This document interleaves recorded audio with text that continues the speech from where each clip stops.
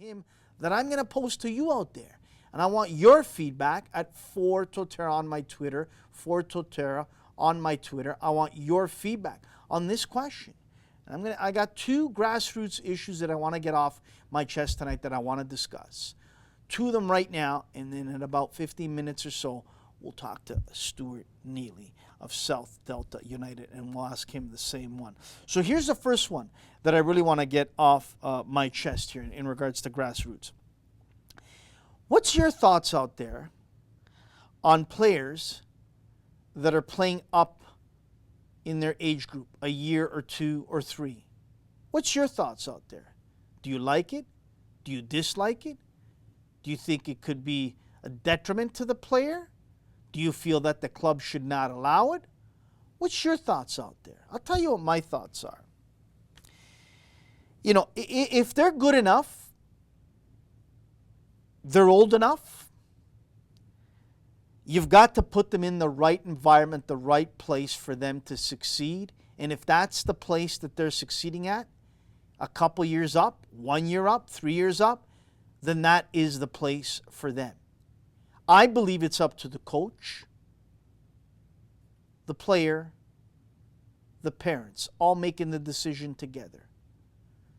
Not the coach, not just the player, and not just the parents. I believe it's all three that need to make that decision.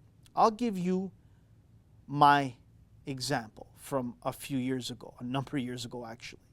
My second son, Jordan, was coaching his team in the early years, and we had this young boy, we used to call him Kool-Aid, but his name is Kunle. And he right now, ladies and gentlemen, is playing for TFC 3. And he also went on to play for Canada's under-17 team.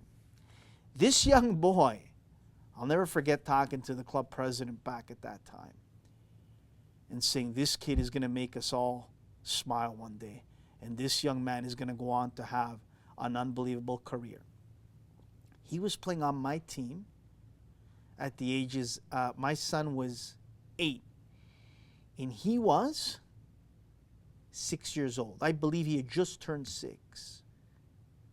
He was hands down my best player. Fierce, smart, physical, fast, didn't look out of place at all. As a matter of fact, every time we played teams that were more robust, more bigger, more taller, he rose up even more. This young boy, who I still see today quite a bit out there playing, hasn't changed. He would go through a brick wall for his team. You could knock him down, and I remember one time I thought, this boy's got to be hurt. He got knocked down, and he got up just like that. I'm fine, coach. Fine, coach. And I smiled, and I said, this kid is the real deal. This kid is the real deal. The parents, the mom, the dad, beautiful people, they never once were ever concerned about him playing 2 years up from his age. Not once. I loved it. He was my best player. He was the best player, I would say, pretty close to it in the league at that age group. He was unbelievable. So that's the question out there. Who am I? Who are you out there to tell some parent or some young boy or some young girl that they can't play up a year or 2 or 3? Who are you? Who made you the judge, the jury, and the king? Why are you allowed to make a decision for my son or daughter? If my son or daughter is good enough and is competing and is competitive and fits right in there in playing 2, 3 years up, who am I to stop them? What's the problem there? Is there a little bit of jealousy? Is there a little bit of envy? Is there a little bit of not understanding that this young boy or this young girl fits in just nicely and can compete just as good as the players that are 2, 3 years older than them? Let the parents, the coaches, and the player make that decision. Don't let anybody else make that decision. I don't care about parents that might be talking like, I don't know the word I want to use, but gossip and, yap away on the sidelines and start causing trouble where there should be no trouble. Because I've heard this in the past when my sons were in the system playing.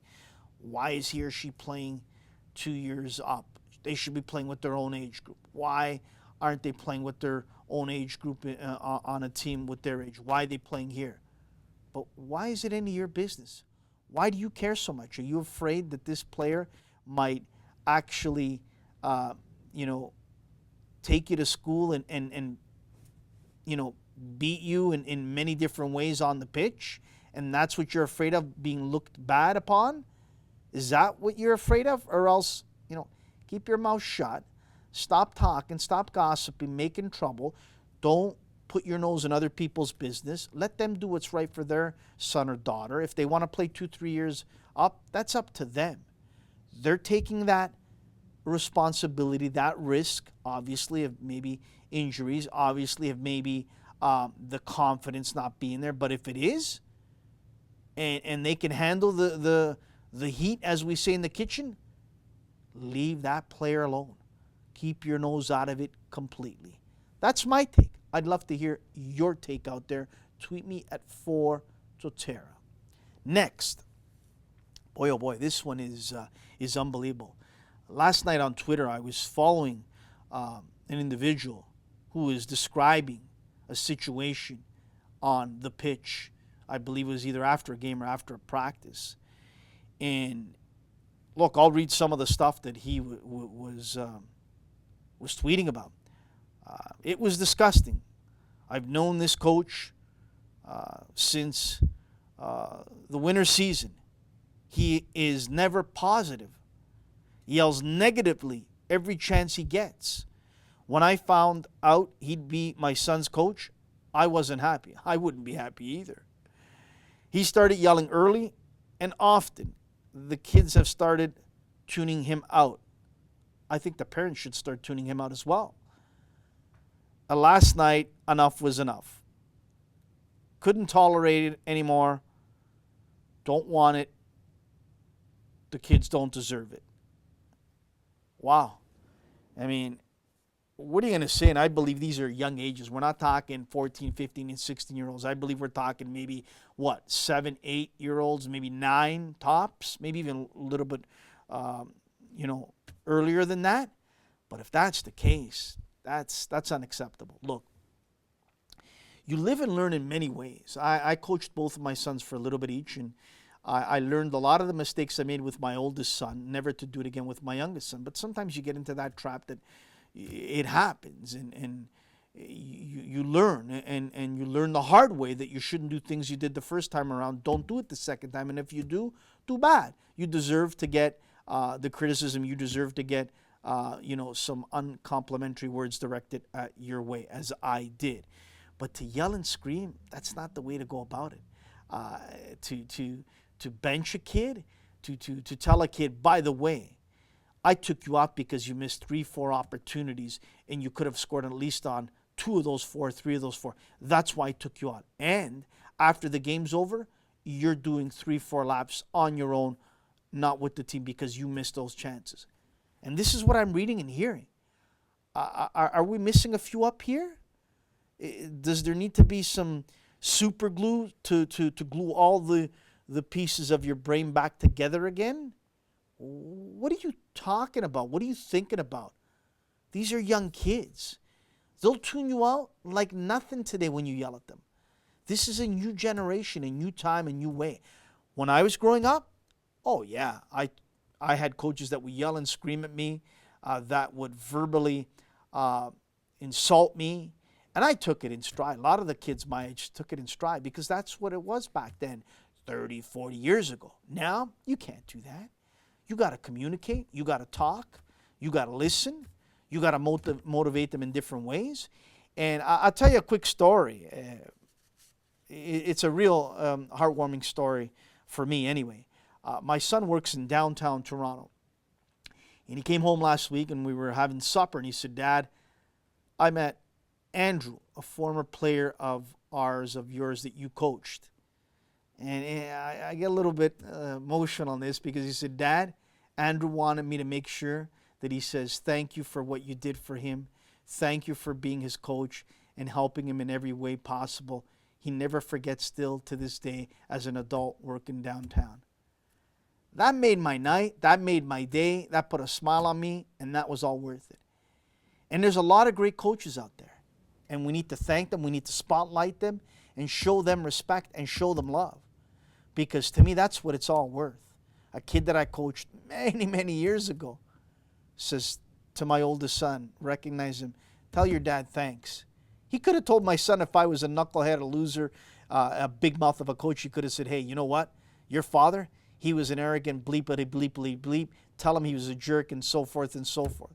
Well, that's what this coach here that's been yelling nonstop at kids, if he continues to do that as a coach, I'm sure that if he sees one of these young men at a mall or at a coffee shop, I'm sure they'll turn away. They'll tell him, you're an idiot for the way you coached me and the way you yelled at me. Do you want that? Of course not. So relax. I know it's hot out there. We're in the summer. We're not playing for a World Cup. We're not playing for an MLS Cup. We're not playing for anything more than some juice boxes, some treats at the end of the game, some smiles. Who's buying the sundaes? Who's buying, whatever, the beverages? That's what we're playing for. And we're playing for also life lessons down the road. That's what it's all about.